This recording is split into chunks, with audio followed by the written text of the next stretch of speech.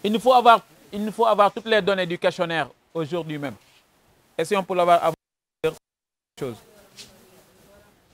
Donc,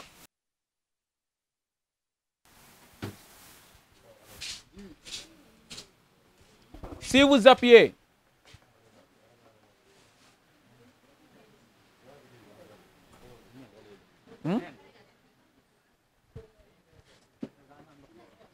c'est bon, Dibi, you will go.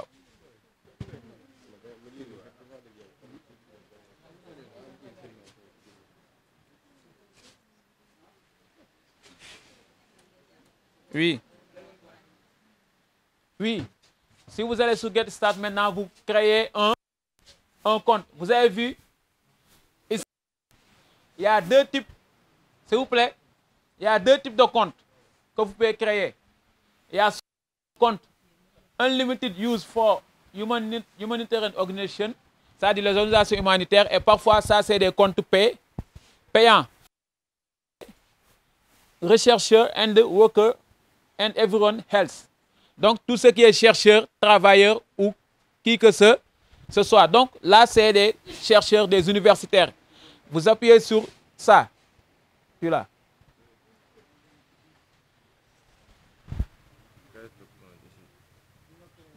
Dougal puis après, ñu def étape par étape.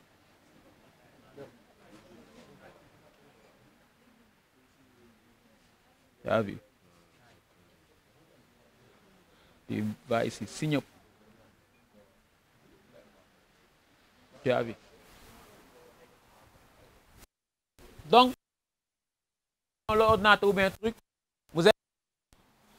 et là, vous allez sur Create an account. Vous créez un compte. Vous créez un compte. Maintenant, ce compte-là, c'est à vous de voir comment vous allez l'appeler. Nous, le compte qu'on a créé, comme c'est Mamadou Ndiaye qui l'a créé, il a mis Mamadou Ndiaye. Donc, voyez un peu. Il a créé.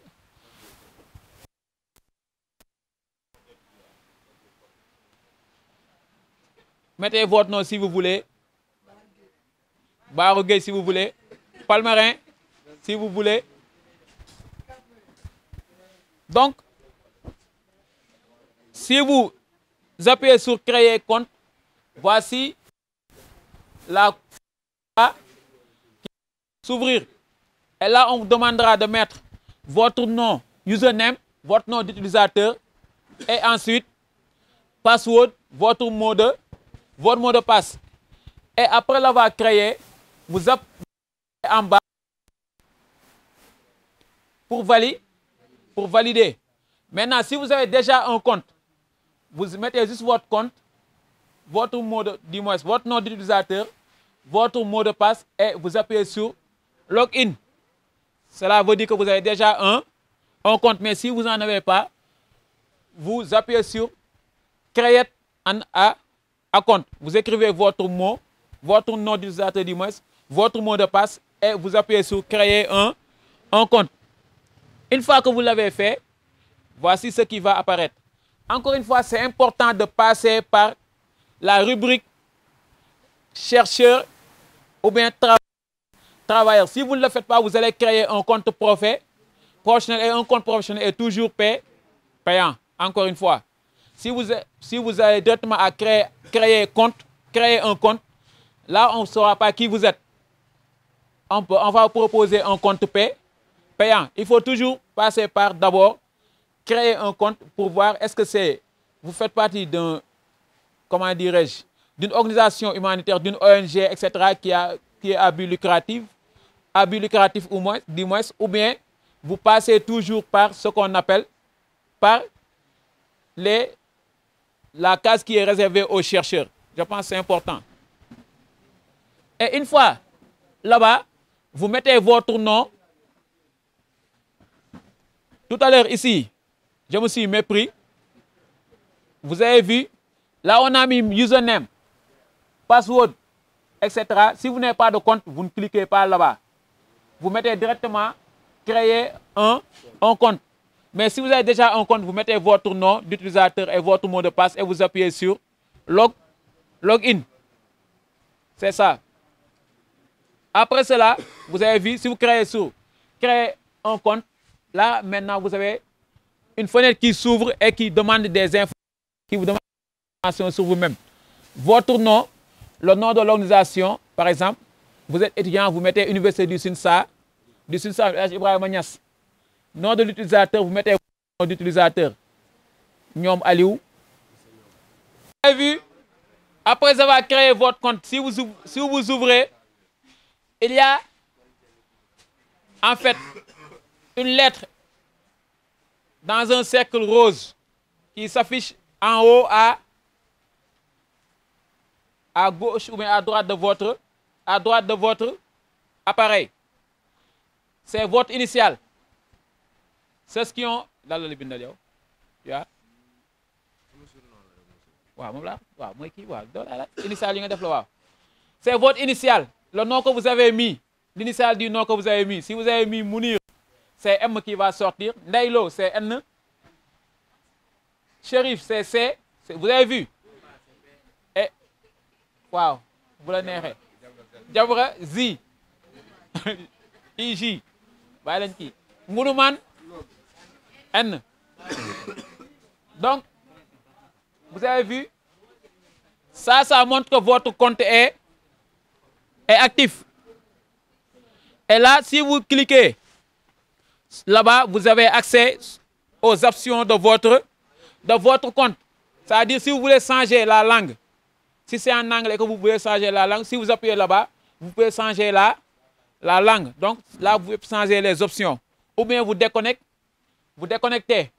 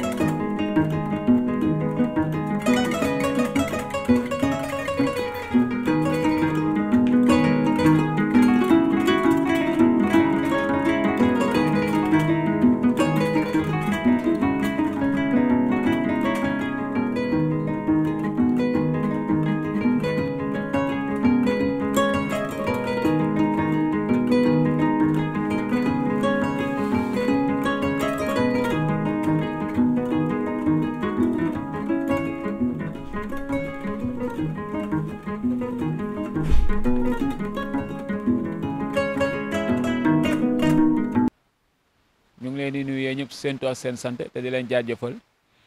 di si jiital suñu yaay Sali Sarr di présidente GIE producteur fii nii si Ngalu di leen jaajëfal yéen ñëpp di ko santam si teewaayam yaa booy ñu leen nuyu te di la dalal ak jàmm donc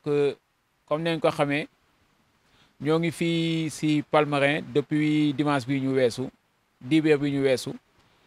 ñëwoon am liggéey bu ñu fi doon def liggéey bi maanaam ñu jëmale ko si wàllu xorom si maanaam nuñ koy liggéeyee ba nuñ koy jaayee loolu yëpp lañ doon gëstu waaye laata loolu dañ leen ni maanaam bëgg a xamal ñun ñooy ñan parce que certes ay étudiants lañ ñoo fi daje man mii maa leen jiite ñëw ak ñoom fii nii ñu ngi bàyyi ko université bu naan université du Sine Saloum El Hadj Ibrahima Niass mu ngi ba Kaolack waaye université bi yamul Kaolack kese université bi mu ngi Fatick mu ngi Kaolack mu ngi Kaffrine ñun nag ñu ngi bàyyeekoo Kaffrine te université bi lu ko tax a jug mooy maanaam naka lay jàppale askanu Sénégal ba mu daj rawatina nag ñu dëkk si dëkk àll yi ba ñu mën a maanaam mën a gis seen bopp mën a amal demal seen bopp ba mën a am yokk seen koom loolu moo tax a jóg université bi maanaam ñu ko daan université à vocation agricole pour la prospérité et l'abondance donc looloo ko tax a jóg donc ñu fi daje nag mooy ay étudiants yoo xam ne ñoom dañuy def gëstu si nekkinu askan bi ak aussi si wàllu cosaan ñoo fi teew ni ñu naan étudiants licence socio anthropologie développement rural ñoom ñoo fi teew pour maanaam gëstu Palmarin gëstu maanaam naka la askan bi toogee naka la ñuy liggéey wàllu xorom si ak yu demee noonu donc sans plus tarder damay bàyyi ñoom seen bopp ñu wax ñu semaine bi ñu fi weesu lan leen def fii nii si liggéey pour que aussi yéen ngeen mun ñu jubanti bu dee lu baax ngeen wax ñu lu baax lu dëng tamit ngeen wax ñu lii dëng na ñu mun ko xool nu ñu koy jooyantee jërëjëf yaa booy ñu lay nuyu te di la jox sa wàccuwaay. IA utiliser différents outils de collecte administrative, à savoir le questionnaire. On a effectué 72 questionnaires. On a effectué aussi 20 entretiens et 4 focus group dans les différentes localités comme Ngalu, à Samsam et à Sessène, à Palmarin Nguédj et à Palmarin Ngounoumane. Et cela nous a permis de collecter ou bien d'avoir des résultats sur la pratique ou bien l'exploitation du sel. Et mes camarades vont venir, Inch'Allah, pour vous présenter les différents résultats qu'on a obtenus après recherche. Je vais vous présenter le contexte et la justification de notre venue. Je me charge aussi de vous présenter nos questions de recherche. Je me charge également de vous présenter l'objectif de la recherche, mais aussi la méthode et les techniques employées pour la recherche de cette semaine-ci. Vous êtes sans savoir qu'on a passé une excellente semaine ici à Palmarin, que différentes études ont été menées, que différentes descentes sur le terrain ont été aussi menées, rudes, très dynamiques, mais également très instructives. Alors, pour la présentation de ceci, le travail mené par tout un chacun ici présent, nous allons nous charger un peu de vous le présenter. Alors, pour thème, on a comme thème l'exploitation, la production, mais aussi la consommation du sel ici à Palmarin. Et pour sujet, nous pouvons considérer ceci comme notre sujet. En fait, pour l'intitulé du document, ça s'appelle Pincée de sel. Alors, pour contexte et justification, nous pouvons noter une gestion des ressources naturelles, qui est un sujet d'une pertinence sociale et regain d'intérêt dans le monde. Alors, vous êtes sans savoir que parler de sel à Palmarin et parler de sel dans le monde en entier passe généralement par les ressources naturelles. Alors, quand on parle de sel, on ne peut s'en passer de parler de ressources naturelles. Alors, il est aussi à savoir que des besoins de disposer d'outils et d'actions innovantes afin de relever les défis auxquels les pays sont confrontés et de répondre aux défis de la gestion des ressources naturelles. De ce fait, une prise en compte d'une bonne gestion des ressources naturelles est devenue un maître mot dans les politiques publiques. Alors, toujours pour contexte et justification, la prise en compte des potentiels économiques locales nécessaires pour impulser le développement socio-économique des terroirs. Ainsi, exploiter du sel à Palmarin, un des piliers forts du secteur primaire dans la zone. De fait, la filière sel déjà très dynamique qui présente d'importantes marges de progression et mérite une meilleure prise en charge afin d'optimiser sa contribution à l'essor économique régional. Ceci voulant dire tout simplement, un peu en wolof, que l'utilisation xorom benn moo ngi découler ci ressources yi nga xamante ne yàlla moo ñu ko jagleel naturellement dañoo ñëw fekk ko fi donc ñu war ko mën a utiliser pour suñu bien-être ak ci suñu consommation de manière générale. Loolu tax na ñu ne que lijjanti xorom fii nii à Palmarin déjà lu am solo la benn ci ñoom beneen bi tamit mooy ci développement wu dëkk bi maanaam suqali lan moo mën a suqali suñu réew maanaam Sénégal. buñ ñëwee tamit mën nañoo continuer ci contexte et justification toujours. Alors pour ceci, on a deux axes relativement justifiant pleinement la nécessité d'une meilleure prise en charge de cette filière. Mën nañoo jàpp ne am na ñaari mbir yi nga xamante ne moo waral ñu mën a basé wu ci xorom fii nii à Palmarin. Benn bi mooy que xorom dafa am njëriñ lool ci dëkk bi ak ci bitim réew. Maanaam d'une part que cette filière sel est essentiellement orientée vers l'extérieur mais aussi à l'intérieur du pays njëriñ bi mu ñu amal ak njëriñ bi mu amal ñeneen ñi. D'autre part, ce secteur présente une grande capacité de création d'emplois. Ceci veut dire que cette filière sel-là permet à nos jeunes de ce pays-là de pouvoir gagner leur vie dignement et en travaillant local aussi. Travaillant local et gagner leur vie dignement, ceci ne veut pas dire que toog ci dëkk bi tekki ci dëkk bi mën na nekk ci liggéeyu xorom. Alors, autre chose aussi, c'est l'intérêt à avoir interrogé toute la chaîne de valeur. Ceci voulant dire que mën nañoo bàyyi suñu xel ci liggéeyu xorom ndax njëriñ bi mu am ci biir réew. Alors, toujours parlant de contexte et justification, il est à savoir que cette situation préoccupante du fait des problèmes mën nañoo jàpp ne que présentation filière sel am na ay jafe-jafe yu muy rencontrer. Pour ça, on peut en citer des défis. Le premier défi peut être un défi en matériel de production et de protection adéquat. L'autre aussi peut être le manque de moyens de transport pour ainsi acheminer le sel vers les lieux de stockage, mais aussi la commercialisation. Pour ceci, vous pouvez comprendre que ni liggéeyu xorom am na jafe-jafe yu muy liyeel jafe-jafe yi mooy lan amuñu matériel maanaam jumtukaay yi war pour liggéey ci xorom bi. Beneen aussi mooy ne que amuñu ay oto yu mën a génnee xorom si muy oto muy bateau mais daal pour transporter xorom si jëlee ko si biir localité yóbbu ko si beneen dafay xaw a jafe. Beneen affaire bi aussi mooy problème de commercialisation mooy wàllu njënd ak njaayu xorom bi naka la amee ay jafe-jafe fii nii ci Palmarin. léegi la dañ ko doon seen i maam ñoom fi leen ko fekk je crois que tamit ñoom bu ñuy dem incha allah yàlla na yéex mais fi leen koy bàyyi nekk loo xamante ni doole kenn moo ko fi indi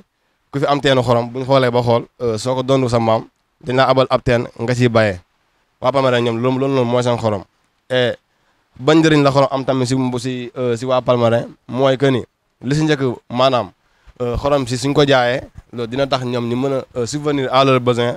maanaam di leen mën a faj seen i soxla gérer seen i frais scolaire doom ak yeneen maanaam xorom tamit si wàllum wér-gu-yaram dina permettre tamit ñu wàññi yenn genre feebar yi nga xamante ne nii maanaam mooy ay goitre ay avortement beneen bi tamit mooy xorom tey jii nii yéen xam ngeen ko ku sa biir di métti mën nga jëfandikoo xorom boobu noonu mën na kaa dindi pour firndeel li ñu jot a wax yëpp kii nii lii nii may liiri ay kaddu la si yoo xamante ni dañ kaa jëlee si kenn si suñuy nit ñi nga xamante ni jot na leen gis maanaam le sel est très important dans la vie et pour la santé je ne sais pas mais pour moi le sel est sacré car on l'utilise pour la protection de l'homme nous Sérères on ne joue pas avec le sel maanaam en d'autres termes en wolof xorom si séeréer lu am solo la si dund gi ak tamit si wérgu yaram gi moom xamul waaye xorom dafa nekk loo xamante ne nii dafa làmboog ay secret yoo xamante ne nii fa tabaarakallaahu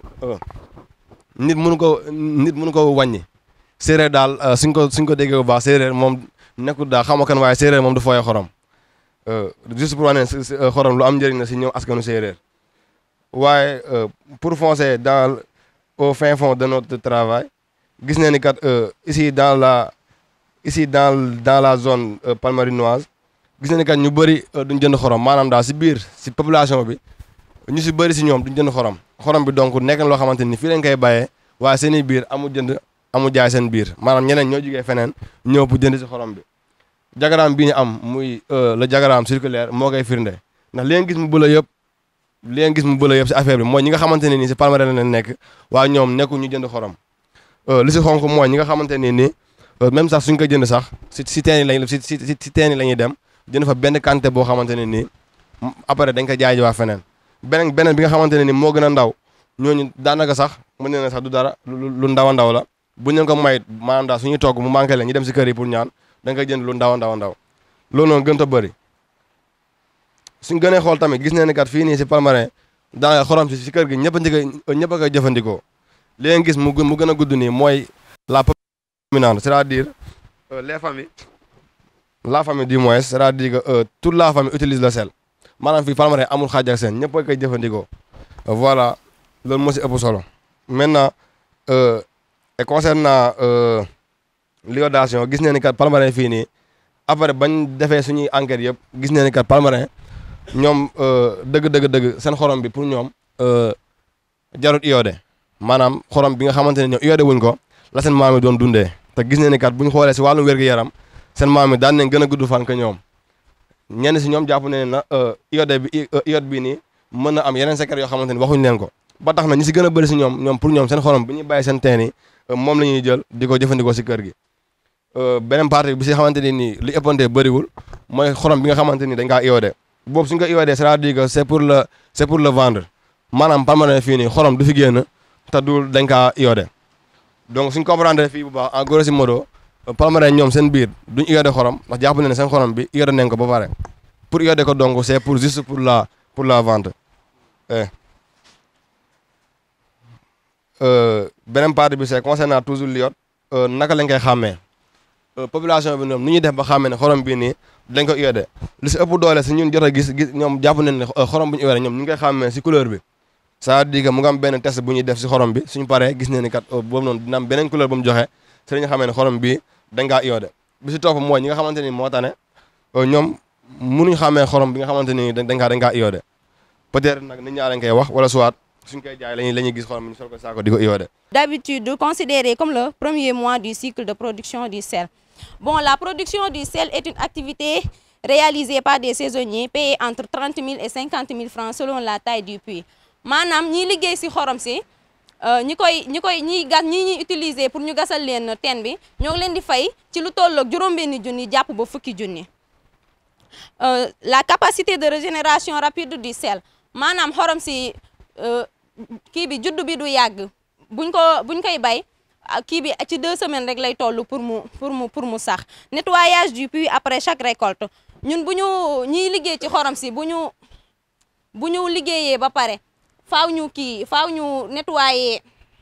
teen bi pour mën a génnee saleté bi pour mën a defaraat beneen ji pour xorom si gaaw a sax Pour ce faire, recours à une main-d'œuvre locale, jeunes du village qui sont payés entre 1000 francs et 2000 francs. Ñoom parfois ci xale yi nekk ci koñ bi la ñuy fay pour ñu kiiwal leen pour ñu jëlal leen xorom si parfois ñoom ñoo koy defal seen bopp. Organisation de la production, déroulement des activités en fonction des saisons. Ñu ñëw ci liggéey bi nu muy doxee. Liggéey bi ñoo ngi koy amal ci mois de janvier jusqu'au mois de juin.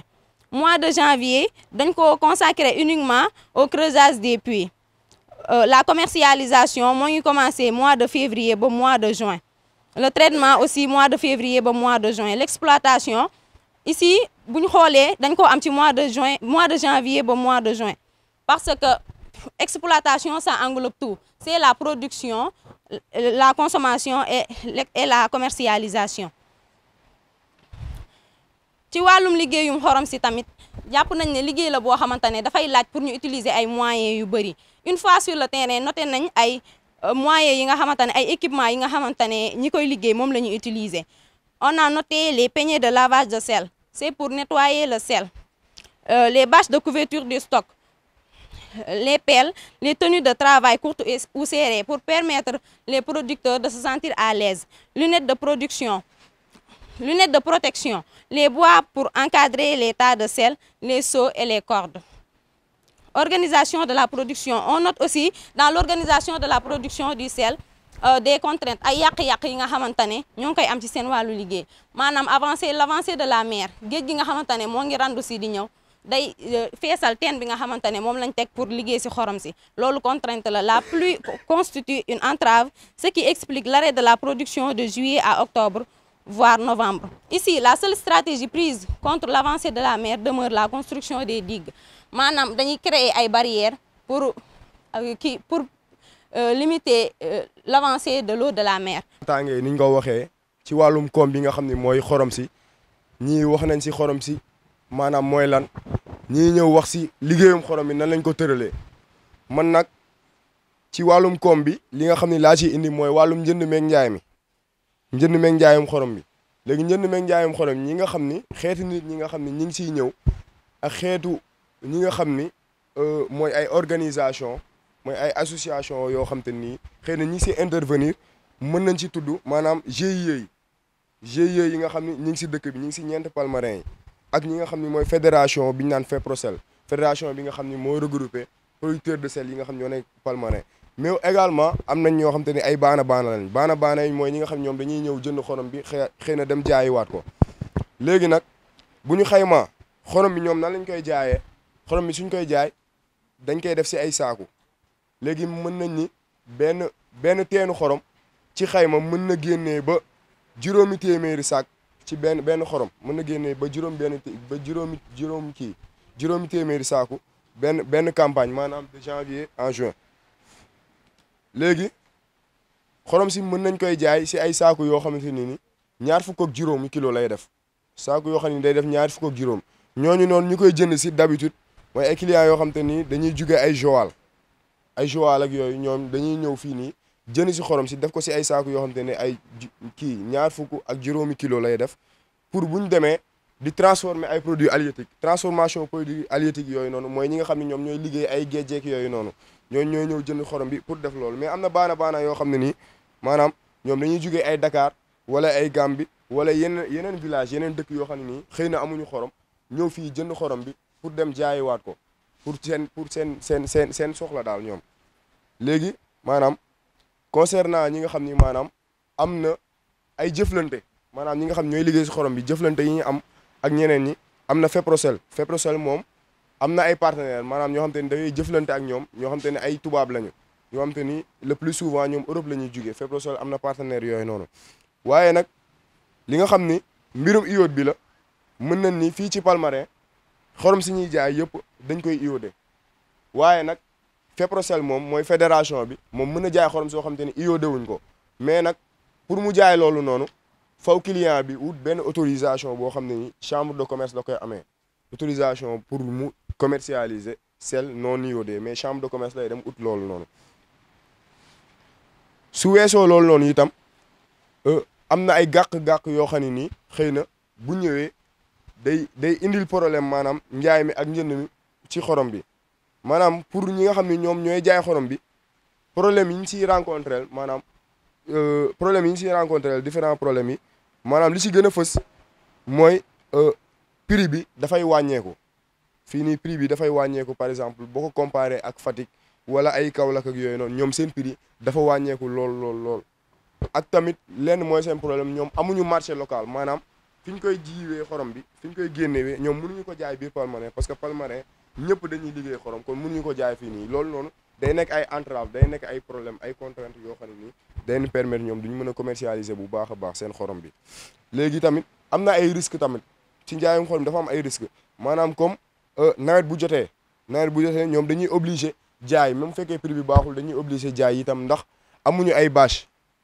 ndax ñoom amuñu ay bâche yoo xam ne nii mën nañu couvrir peut-être seen jalu xorom yi te nawet bu fekkee foofu noonu xorom bi da koy seeyal donc ñoom dañuy obligé jaay wanteer seen xorom bi balaa nawet di jon loolu noonu itam day nekk benn entrave day nekk benn problème ay gàq-gàq yoo xam ne nii da leen di yàqal seen liggéey daal maanaam léegi ñi nga xam ne maanaam ay solution la yoo xam te ne ñoom gis nañ ko maanaam li nga xam ne moom war na am mooy ñu trouver ay partenaires toujours par exemple mooy GIE yi ak jigéen ñi ak ñi nga xam ñooy yëngu maanaam si wàllum xorom si ñoom toujours li ñu gis comme solution mooy jéem a trouver ay partenaires à chaque fois yoo xam te ne leen mën a jàppale bu baax a baax si njaay mee xorom lépp lu ñu liggéey ñu mën koo jaay mais lenn itam am na ñoom ñu jéem a trouver benn consensus maanaam ñu waxtaan ba juboo si ay kàddu diggante GIE yi fédération yi ak ñi nga xam ne ñoom ñooy membre ñooy producteurs yi ñu jéem a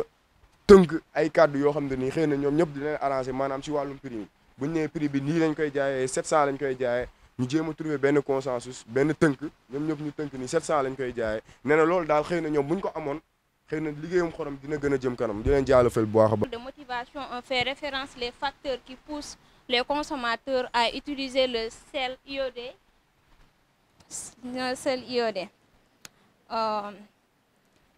Nous constatons que d'après nos enquêtes, à travers le focus group et l'entretien et les questionnaires,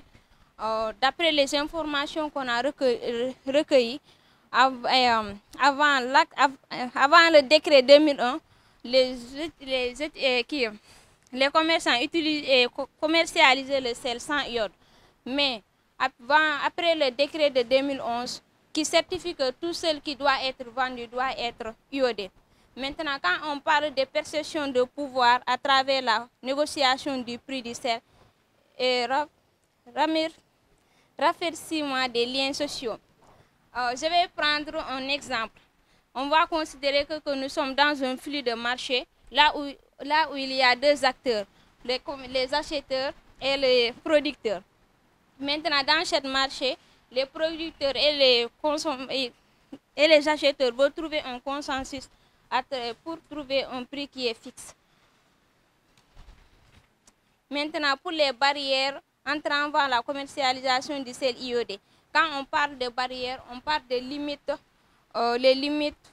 les freins qui entravent la commercialisation du sel iodé. En ce qui concerne la dynamique organisationnelle,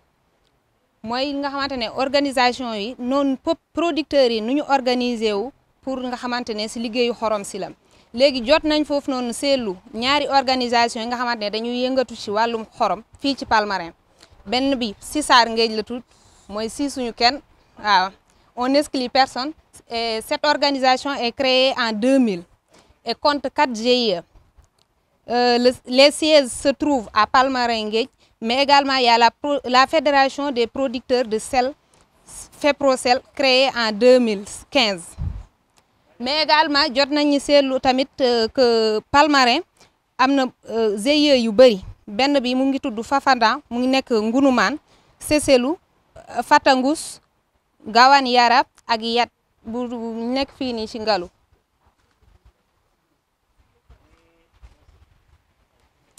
Mais également producteurs yi ñoom nee nañ am nañu bonne perception ci organisation yi loolu moo leen permet ñu dem adhérer ci organisation yi ndax loolu noonu da leen di fédérer mais également da leen di appuyer. L'adhésion des producteurs aux organisations communautaires perçue comme une obligation citoyenne à participer au développement local loolu noonu da leen di jàppale mooy seen adhésion da leen di jàppale ñu sukkali seen gox. Il y a aussi l'adhésion est déterminée par les logiques d'intérêt. Chaque producteur a ses propres intérêts dans les organisations. Cependant am ñi nga xamante ne dañuy ñaaxaat organisation yi ñu xoolaat nu ñuy tànnee seen kii bi seen sel bi comme type de sel nu ñu koy jëlee type de sel à acheter, fixation des prix mooy nu ñuy fixer seen prix yooyu noonu. Mais également dañ leen di ñaax ne léegi si ñaaxe la ñuy ñëw muy yu ñu jotoon kii nii nee nañ